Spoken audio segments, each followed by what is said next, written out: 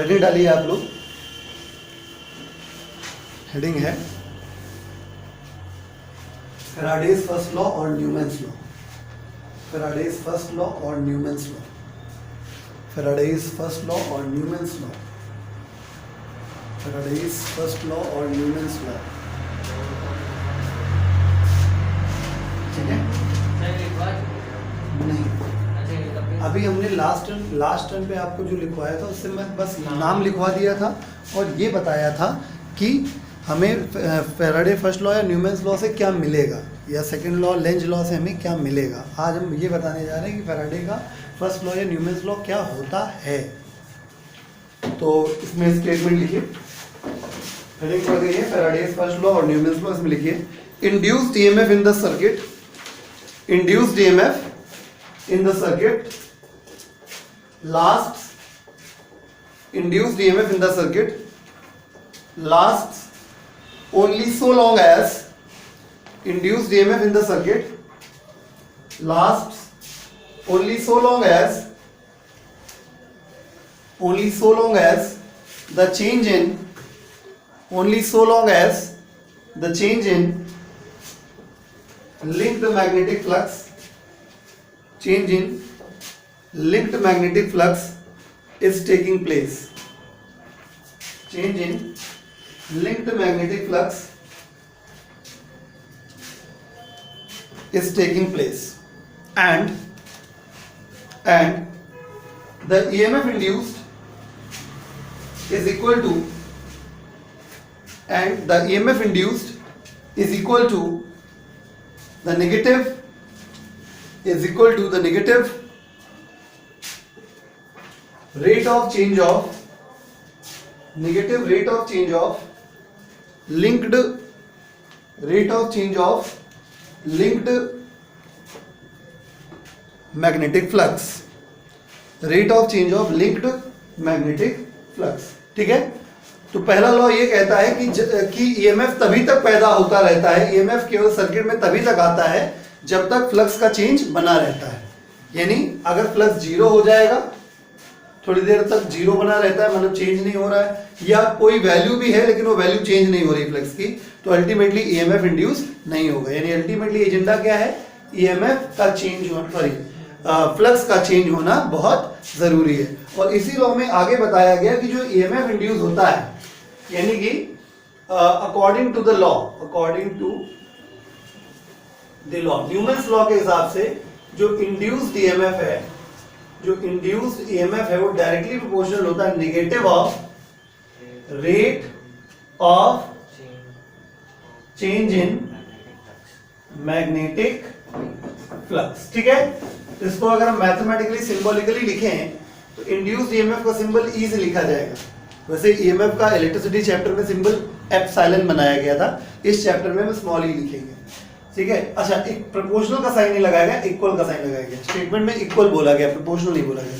ठीक है, तो is equal to the negative rate of change of, ठीक है, तो ईएमएफ इज इक्वल टू, ठीक है, EMF E is equal to minus rate का मतलब होता है क्या, समय से डिवाइड करना पड़ेगा। ठीक है, किसमें, चेंज इन मैग्नेटिक फ्लक्स को, चेंज इन मैग्नेटिक फ्लक्स कितना हो गया, 5b। बात समझ में आ गई। आप इसको ऐसे लिखिए या आप इसको ऐसे लिखिए, माइनस का d5b अपॉन dt लिखिए। ठीक है, जो समझदार स्टूडेंट है, क्लास 12th में है, ठीक है, उसको बहुत अच्छे से पता है ये कब लगता है, जब आपको टाइम इंटरवल दिया जाता है, जब समय, जब क्वेश्चन में कुछ इस तरीके से लैंग्वेज होती है, the flux change in the circuit in the time this, in 10 seconds, in 2 seconds, in 10 seconds, इस तरीके से। ठीक है, और जब हमें इस तरीके क्वेश्चन पूछा जाएगा कि what will be the EMF at t equal to 2 second, at t equal to 5 second, मतलब एट अ पर्टिकुलर इंस्टेंट बोला जाता है, तो फिर ये लगता है। मैं दोनों का सवाल कराऊंगा आपको भी। ठीक है, तो मतलब मैं पहले से लिख दे रहा हूं। ठीक है, ये कब यूज होता है, used if time interval is given, time interval is given.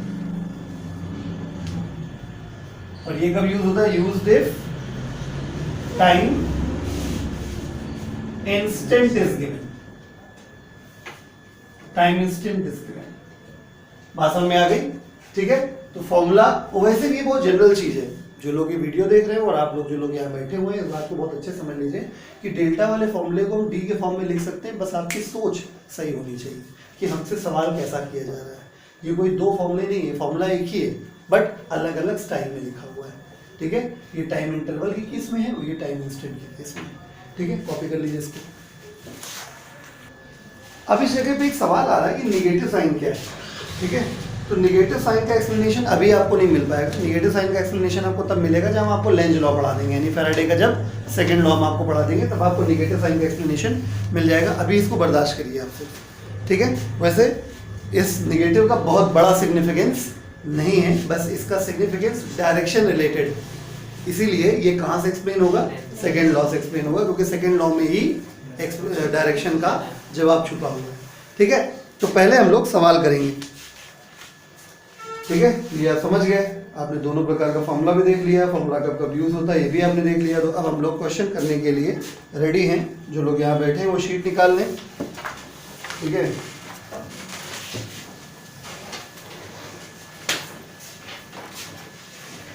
या मैं लिख ही देता हूँ, बेटर रहेगा, अब ताकि आपको दोनों फॉर्मूले कब कब लगाए जाते हैं कंपैरेटिव स्टडी करने में आपको आराम रहेगा। थोड़ी मेहनत लगेगी हमारी, लेकिन अच्छा रहेगा आपको। जो लोगों को 9th मतलब 11th में जिन्होंने नहीं सीखा इस चीज़ को, वैसे मेरी शीट में क्वेश्चन नंबर 66 है। ठीक है, और जो दूसरा सवाल है वो शीट में नहीं लिखा हुआ है, तो उसको मुझे लिखना पड़ेगा। ठीक है, क्वेश्चन में है the magnetic flux threading a coil, the magnetic flux threading a coil, magnetic flux threading a coil changes from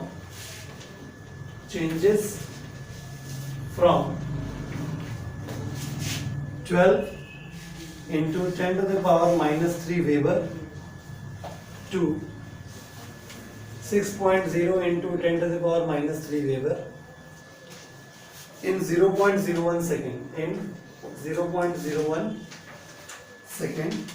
Calculate the induced EMF. Calculate the induced EMF. एक सवाल ये हो गया। दूसरा सवाल है if the flux of the coil varies, if the flux of the coil varies with time as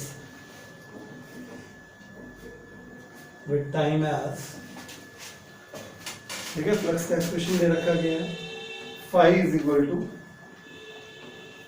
actually phi b is equal to t square plus t minus 1 Weber. ठीक है, Weber, where t is in seconds. ठीक है, then find the EMF induced. Find the EMF induced in the coil at t is equal to 3 seconds. Given number of turns is equal to 10. ठीक है, शुरू करते हैं solution दोनों का। देखिए, सबसे पहले ऑब्जर्व करने वाली चीज जो है इस क्वेश्चन में, इसमें लिखा हुआ है इन 0.01 सेकेंड। ठीक है, तो अगर बच्चा समझदार है तो समझ जाएगा कि फॉर्मूला यहाँ पे E बराबर माइनस का delta phi B upon delta T वाला लगना है। ठीक है, अगर हम यहाँ पे बात करें, इस क्वेश्चन के सोल्यूशन के लिए बात करें, तो यहाँ पे एट लिखा हुआ है, at T equal to 3 second. ये पहला इशारा है जिसमें हमको समझ में आ रहा है कि हमें E बराबर माइनस का D phi B upon D T है। इशारा नंबर 2, जब t के टर्म्स में एक्सप्रेशंस दिए जाते हैं, क्लास 11th काइनेमेटिक्स है ना, सीखा होगा आपने काइनेमेटिक्स में क्लास 11th में, कि जब फंक्शन t टी के टर्म्स में दिया जाता है तब भी हम डिफरेंशिएशन वाले फॉर्मूले ही लगाते हैं। आएगा समझ? तो यहाँ पे दो इशारे हैं, यहाँ पे एक है। एक बात और जो यहाँ पे क्लियर कर दूं मैं कि अगर कॉइल में नंबर ऑफ टर्न्स दिए जाते हैं तो फ्लक्स का असर उतने गुना बढ़ जाता है। ठीक है, जैसे अभी तक हम लोग उसमें पढ़ रहे थे magnetic effect of current chapter में, एन से मल्टीप्लाई करते हैं क्योंकि करंट का इफेक्ट एन टाइम्स बढ़ जाता है, वैसे ही फ्लक्स का इफेक्ट भी जितने नंबर ऑफ टर्न्स होते हैं उतने टाइम्स बढ़ जाता है। तो ये बात अंडरस्टूड दिमाग में रखिएगा आपने, ठीक है, जो फॉर्मूले आपने पढ़े हैं उसमें अंडरस्टूड रखिएगा। अब जैसे यहाँ पे अगर बात करी जाए तो चलिए सॉल्व करते हैं। इनिशियल फ्लक्स का जो वैल्यू है वो 12 इंटू 10⁻³ वेबर है और जो फाइनल फ्लक्स है हमारे पास वो 6 इंटू 10⁻³ वेबर है। ठीक है, इसलिए डेल्टा फाई बी जो आ जाएगा वो final flux minus initial flux हो जाएगा। इसलिए delta phi B is equal to final flux हो गया 6 into 10⁻³ minus 12 into 10⁻³ got it. तो डेल्टा फाई की वैल्यू जो आ गई वो माइनस का 6 इंटू 10⁻³ वेबर आ गया। ठीक है, एंड टाइम इंटरवल आपको ऑलरेडी 0.01 सेकेंड दे ही दे दिया गया था। इस वजह से E बराबर माइनस डेल्टा फाई की वैल्यू कितनी है, -6 इंटू 10⁻³ जो टाइम इंटरवल है वो 0.01 सेकेंड है और नंबर ऑफ टर्न्स क्योंकि दिए नहीं गए तो हम 1 मान लेंगे, एक टर्न की कॉइल मान लेंगे, सिंगल टर्न कॉइल मान लेंगे। ठीक है, जब आप इसको सॉल्व करेंगे E का जो वैल्यू आ जाएगा वो माइनस माइनस प्लस हो गया, वो 6 इंटू 10⁻⁻1 यानी 0.6 बचेगा सिर्फ। E की वैल्यू 0.6 वोल्ट आ गई। अब यहाँ की बात करें तो यहाँ पे डायरेक्टली यहीं से शुरू करना पड़ेगा क्योंकि और कोई ऑप्शन नहीं है अपने पास, है ना। तो हम लोग यहाँ से शुरू कर देते हैं। E is equal to minus का d∅b/dt इंटू n, राइट। तो n से जब आप शुरू करेंगे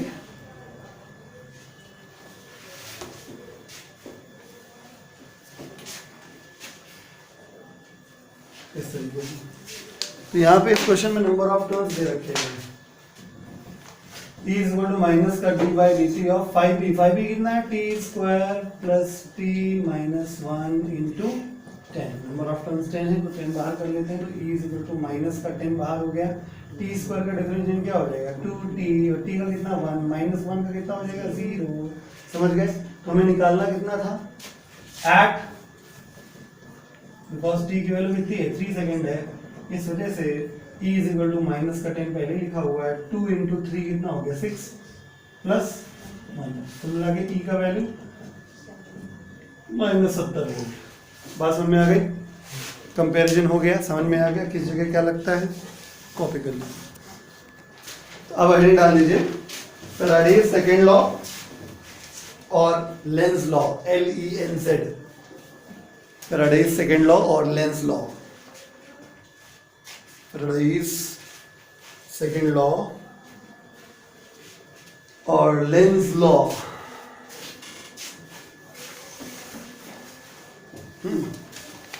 तो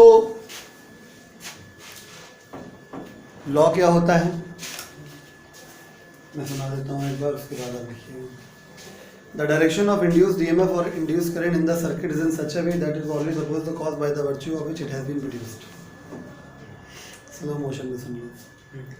The direction of induced EMF or induced current in the circuit is in such a way that it always opposes the cause by the virtue of which it has been produced. Hindi में अनुवाद कर रहे हैं। तो किसी circuit में अगर induced EMF और इंड्यूस्ड करंट है तो उसकी डायरेक्शन कुछ इस प्रकार से होती है कि जिस वजह से वो पैदा हुआ है ईएमएफ और करंट, उसका अपोज करना है। अब देसी भाषा में बता देते हैं, तो अल्टीमेटली बाप से बहर की बात हो गई यहाँ पे, जिसकी वजह से पैदा हुए उसी के अगेंस्ट खड़े हो जाना है। आई बात समझ में। तो कुल मिला के सारी बातें बाउंस मार गई, ठीक है। आखिरी वाली बात क्यों समझ में आई होगी बाप से बहर वाली, उसके अलावा कुछ नहीं समझ में आया होगा।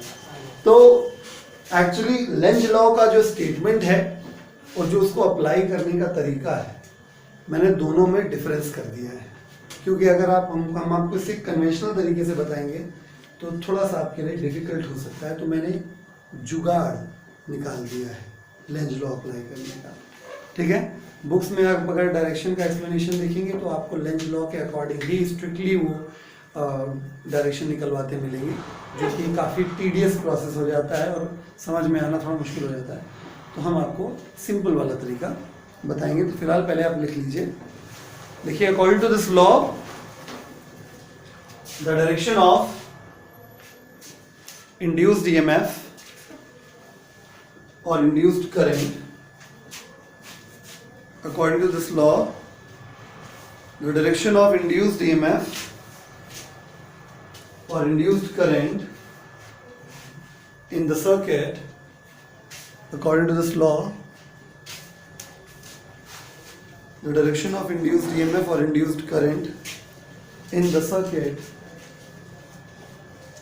is in such a way, according to this law, the direction of induced EMF or induced current in the circuit is in such a way that it always opposes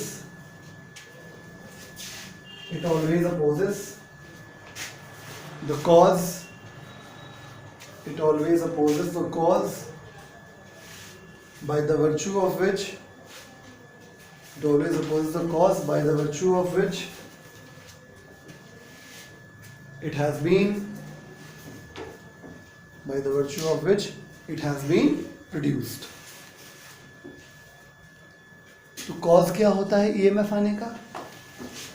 flux में चेंज होना, यानी ultimately हम ये कहना चाहते हैं कि वो किसका अपोज करता है?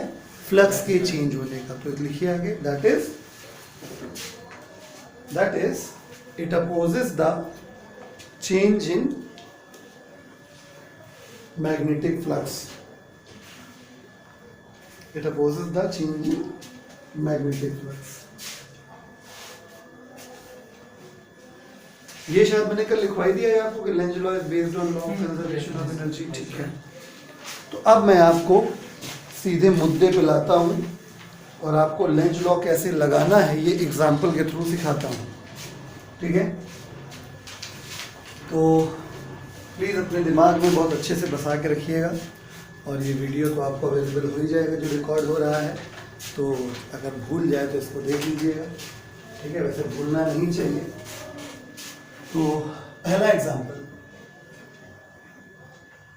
ये एग्जांपल इस प्रकार से है कि मान लीजिए कि हमारे पास एक मैग्नेटिक फील्ड है। बहुत इत्मीनान से पेन मैन छोड़ के बैठिए और बहुत ध्यान से देखिए इसको। ठीक है, क्योंकि सावधानी हटेगी ज़रूर तो दुर्घटना घटेगी भी ज़रूर। मैं पूछूंगा आपसे, देखिए B vector is equal to constant, right. ये यूनिफॉर्म मैग्नेटिक फील्ड का एरिया है, इतना एरिया यूनिफॉर्म मैग्नेटिक फील्ड में है। एक कॉइल चलती चली आ रही है, एक कॉइल है छोटी सी, अभी फिलहाल कॉइल बाहर है, तो इसको हम खींच के ला रहे हैं। अभी ये कॉइल अंदर प्रवेश कर रही है,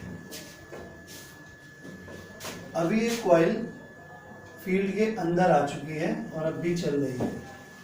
अभी ये कॉइल फील्ड से बाहर निकल रही है और अभी ये कॉइल बाहर जा चुकी है। ठीक है, साइज छोटा बड़ा हो गया हो तो उससे कोई मैटर नहीं करता, आप एक ही कॉइल समझिए। तो ये है सिचुएशन ए, फिर बी, फिर सी, फिर डी, फिर ई। ठीक है, और मैं आपसे जानना चाहता हूं सबसे पहला सवाल। ठीक है, मैं भूल जाता हूं यहाँ पे कि मैं लेंज लॉ पढ़ा रहा हूं। अभी मेरा सबसे पहला सवाल ये है कि इस पूरे सिनेरियो में 5 केस बनाए मैंने, 5 केसेस में कौन वाले केस में EMI होगा, इलेक्ट्रोमैग्नेटिक इंडक्शन होगा, और किस किस में नहीं होगा। तो चलिए हम डिस्कस करते हैं।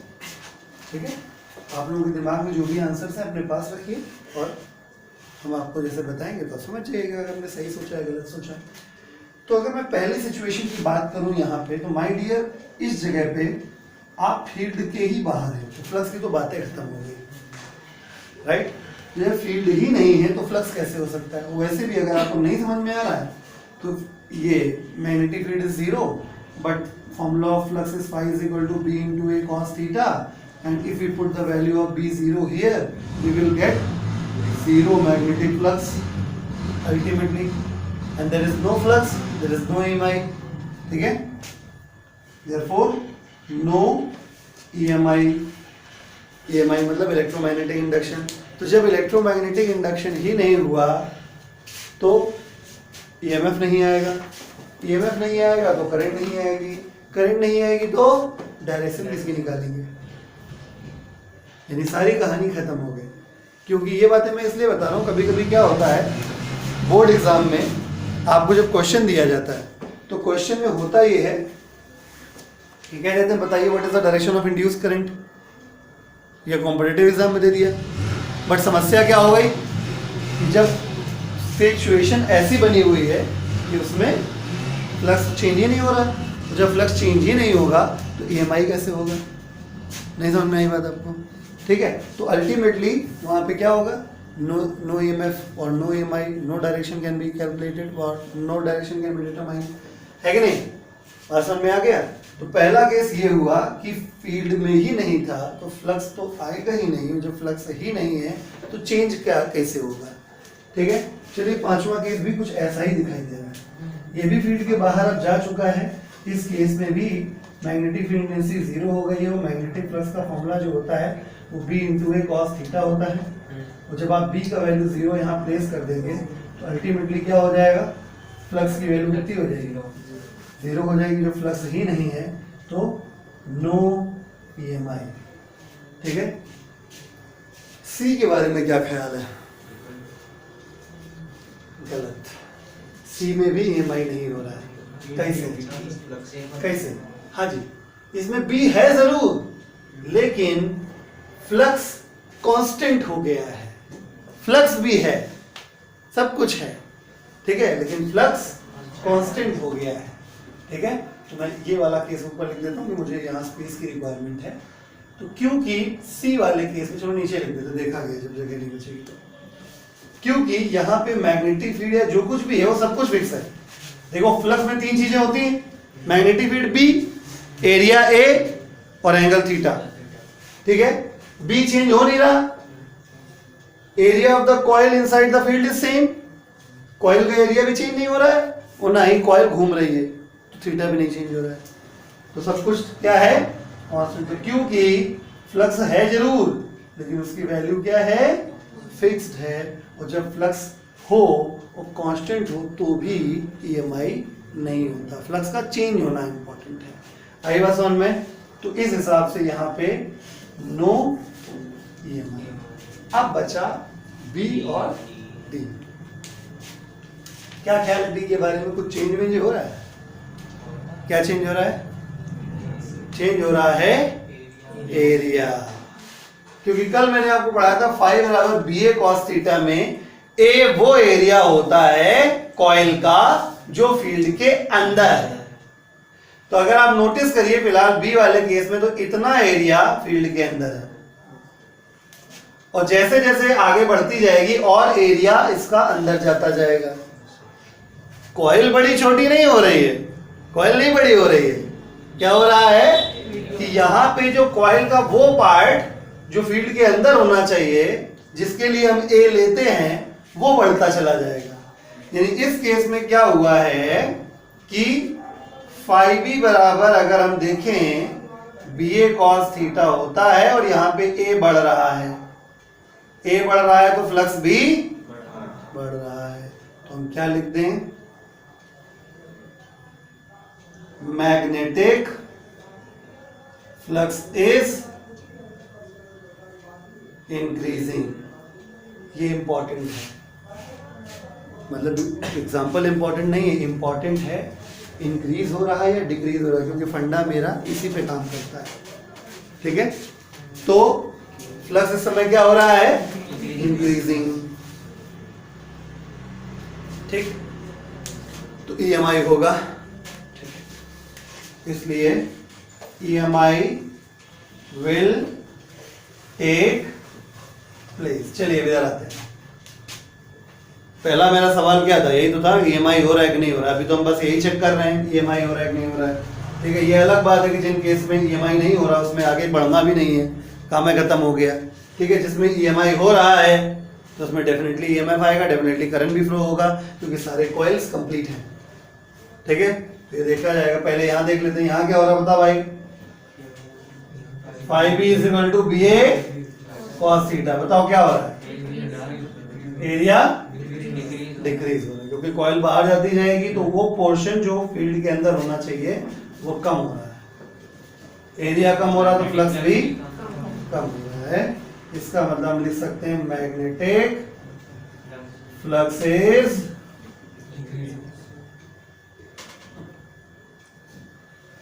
तो इंपॉर्टेंट क्या है,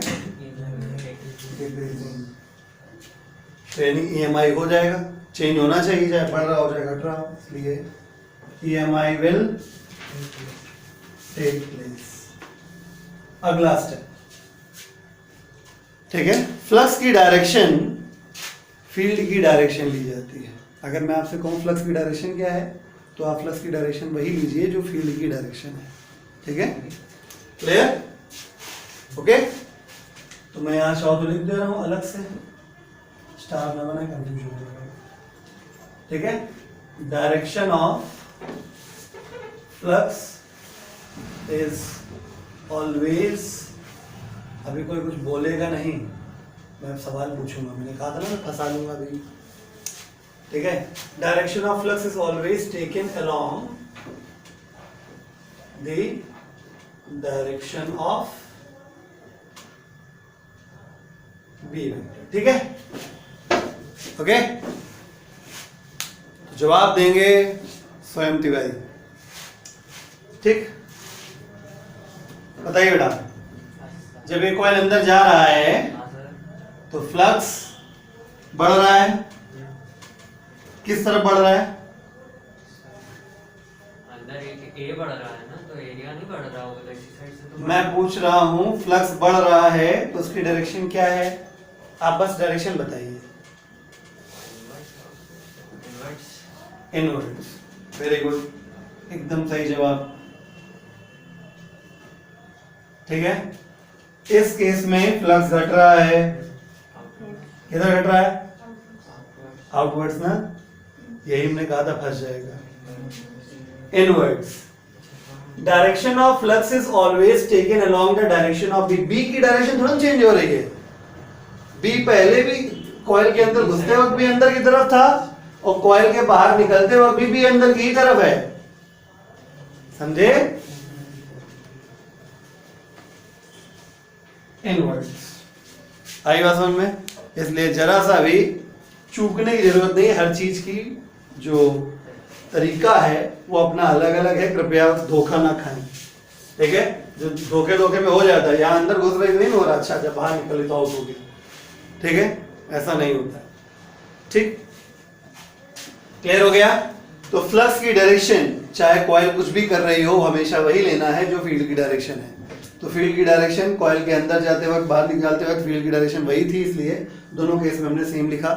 ठीक है, तो अब मैं आपको बताने जा रहा हूं ट्रिक, यानी इतना तो क्लियर हो गया कि दोनों इसमें बी वाले पार्ट में और डी वाले पार्ट में इंडक्शन हुआ है, इसमें ईएमएफ इंड्यूस होगा, इसमें करंट फ्लो होगी, और आखिरी सवाल है किधर करंट फ्लो होगी। ठीक है, तो मामला राइट हैंड से ही होगा एज यूजुअल। हम लोग, मैंने आपको जो सिखाया मोस्टली चीजें राइट हैंड थंब रूल से ही सिखाई हैं, इसको भी मैं वैसे ही बता दे रहा हूं। बस इतना याद रखो, अगर फ्लक्स बढ़ रहा है तो डायरेक्शन के अपोजिट आपको थंब लेना है, इतना याद रखिए। If flux is increasing then put your thumb in the opposite direction, and if flux is decreasing then put your thumb in the same direction. इतना याद रखिए, डायरेक्शन तुरंत आएगा दौड़ते हुए। देखिए समझिए, इस केस में बी वाले केस में क्या हो रहा है? फ्लक्स इज इंक्रीजिंग, यानी इतना तो तय हो गया कि अपोजिट करना है, थंब को अपोजिट डायरेक्शन में लेके जाना है। तो डायरेक्शन आपने क्या लिख रखी है पहले से? इनवर्ड्स। तो हम थंब किधर लेंगे? फिंगर कैसे घूमी? Anti clockwise. This is the direction of induce current. Got it? Clear? इधर मैंने क्या सिखाया? जिधर डिक्रीज हो रहा हो, उस टाइम अलॉन्ग ही है। ठीक है, उसमें अलोंग लेते हैं। किधर किधर हो रहा है? इन, तो थंब हमने इन ही ले लिया अलोंग। कैसे घुमा?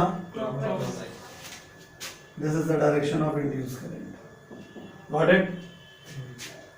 ठीक है, अभी हम एक एग्जांपल और देंगे आपको करने के लिए, तो फिर बताइएगा। फिलहाल इसको देख के मुझे कल वाला एग्जांपल फिर से याद आ रहा है। किसी ने पूछा था या नहीं पूछा था, या मैंने ही बोला था कि सुई दोनों तरफ क्यों डिफ्लेक्ट करी, मैं उसका रीजन दूंगा आपको।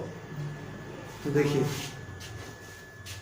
जब मैग्नेट पास में आया होगा तो फ्लक्स बढ़ा होगा, तब करंट किसी और डायरेक्शन में रही होगी, और जब मैग्नेट उससे दूर गया होगा तो फ्लक्स डिक्रीज हुआ होगा, तो करंट की डायरेक्शन भी रिवर्स हो गई होगी। इसी वजह से सुई भी दूसरी तरफ आ गई होगी। ठीक है, तो अब मैं आपको एक एग्जांपल और दूंगा आपके करने के लिए। पहले आप इसको नोट करेंगे। एक छोटा सा पहले को एग्जांपल के ऊपर, जैसा हमने आपको बताया, एक क्वेश्चन आपसे पूछते हैं। मान लीजिए कि ये एक बड़ा सा प्लेनर कॉइल है, यहाँ पे हमने एक बैटरी लगा रखी है या सेल है, व्हाटएवर। यहाँ पे एक रियोस्टेट है। अब मैटर करता है कि अब रियोस्टेट का ज्ञान आपको है कि नहीं। एक पंथ दो काज कर देते हैं, रियोस्टेट का भी ज्ञान हो जाएगा और लेंज लॉ भी आ जाएगा। किया क्या जा रहा है, इसके अंदर एक कॉइल के अंदर दूसरा कॉइल रखा है, कॉइल C1, कॉइल C2, ठीक है। और हो क्या रहा है, रियोस्टेट का स्लाइडर इस तरफ ले जाया जा रहा है। तो आपको फाइंड करना है, find direction of induced current in coil C2, right. करिए, चलिए अब इसका सॉल्यूशन देखिए। ठीक है, ये नोट कर ही लिया होगा ऐसा क्वेश्चन। अब मैं सॉल्यूशन पे आता हूं। एक बात तो तय है, पहले बात मैं आपको क्लियर कर देता हूं कि रेजिस्टेंस बढ़ रहा है या घट रहा है। जिसको रियोस्टेट की वर्किंग नहीं आती वो देख लें। ये जो नंबर ऑफ ग्रेजुएशंस हैं, ये अगर हम इस स्लाइडर को इधर लेके जा रहे हैं तो ये ज़्यादा ग्रेजुएशंस ये इंक्लूड हो जाएंगे सर्किट के अंदर। ज़्यादा ग्रेजुएशंस जो है सर्किट के अंदर इंक्लूड हो जाएंगे, जो कि इस बात को इंडिकेट करेगा कि अब ज़्यादा ऑब्स्ट्रक्शन है इस सर्किट में। मैं फिलहाल मैं मैग्नेटिज्म की बात नहीं कर रहा हूँ कि मैं EMI पढ़ा रहा हूँ। अभी फिलहाल आप ये सोचिए कि रियोस्टेट की वर्किंग क्या होती है। तो जब आप इसको स्लाइडर को आप आगे ले जाओगे तो नंबर ऑफ ग्रेजुएशंस ज़्यादा इंक्लूड हो जाएंगे सर्किट में, और जब ज़्यादा ग्रेजुएशंस इंक्लूड हो जाएंगे इसका मतलब ज़्यादा खांचे, मतलब ज़्यादा ऑब्स्ट्रक्शन, है ना, यानी ज़्यादा रेजिस्टेंस। और अगर ये इधर सरकाते तो ये कम इंक्लूड होते सर्किट के अंदर, ये वाले जो ग्रेजुएशन है कम इंक्लूड होंगे। कम इंक्लूड मतलब कम रेजिस्टेंस। तो इतना समझ में आ गया। तो इस क्वेश्चन में फिलहाल क्या किया जा रहा है, रेजिस्टेंस बढ़ाया जा रहा है। इस क्वेश्चन में रेजिस्टेंस बढ़ रहा है, रेजिस्टेंस के बढ़ने से करंट कम हो जाएगी, ठीक है, क्योंकि फॉर्मूला I = E/R होता है। E सेम रहेगा, इसका जो भी EMF है वो सेम रहेगा। तो I = E/R के हिसाब से R बढ़ा तो I कम हो गया। I कम हो जाएगा तो फील्ड कम हो जाएगी, ठीक है, क्योंकि करंट और फील्ड डायरेक्टली प्रोपोर्शनल होती है। और फील्ड कम हो जाएगी तो फ्लक्स भी कम हो जाएगा। पहला स्टेप हो गया, ठीक है, कि EMI तो होगा, ये तो तय हो गया। दूसरा स्टेप होता है कि वो फ्लक्स जो है वो किस तरफ है। तो फ्लक्स उसी तरफ होता है जिस तरफ फील्ड होती है। तो पहले मुझे फील्ड निकालनी पड़ेगी यहाँ। तो उसके लिए मैं पहले करंट को फ्लो करा देता हूँ। तो मेन करंट ये देखो फ्लो कर गई ऐसे,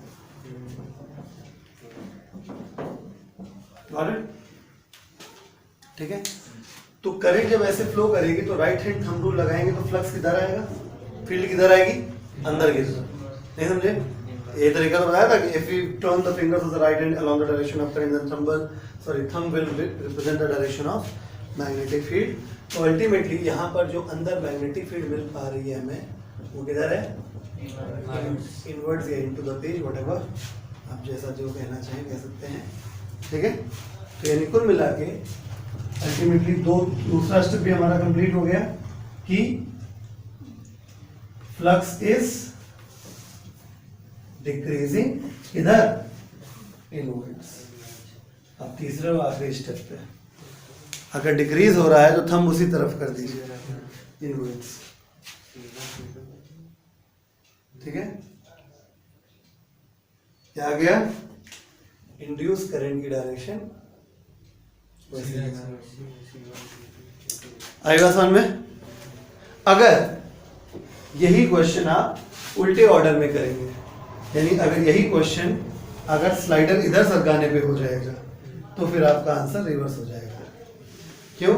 क्योंकि उस केस में रेजिस्टेंस कम होगा, करंट बढ़ेगी, फील्ड बढ़ेगी, फ्लक्स बढ़ेगा। इंक्रीजिंग फ्लक्स इनवर्ड्स रहेगा, फ्लक्स अब भी इनवर्ड्स रहेगा क्योंकि करंट की डायरेक्शन तो अब भी वही रहेगी, ठीक है। तो अब कुछ डिक्रीजिंग जगह इंक्रीजिंग हो जाएगा, तो हम थंब किधर निकाल देंगे? बाहर निकाल, तो फिंगर हमें ऐसे घुमाने पड़ेंगे। तो इंड्यूस करंट, मैं इंड्यूस करंट को स्मॉल आई से डिनोट कर रहा हूँ, मेन करंट को कैपिटल आई से डिनोट कर रहा हूँ। समझ में आ गया?